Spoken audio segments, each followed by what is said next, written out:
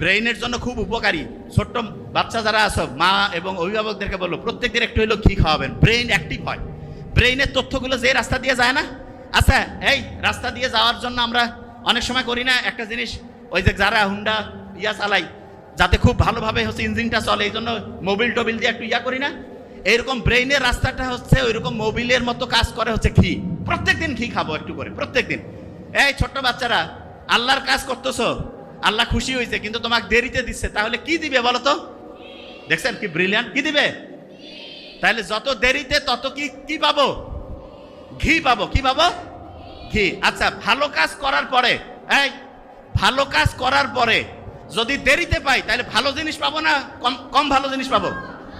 আচ্ছা এবার শুনো, তুমি একটা খারাপ কিছু করতেছো, তোমার সাথে সাথে পানিশমেন্ট দিছে, শাস্তি দিছে, তাইলে একরকম। যদি অনেক দেরিতে পানিশমেন্ট দেয় তাহলে ভালো।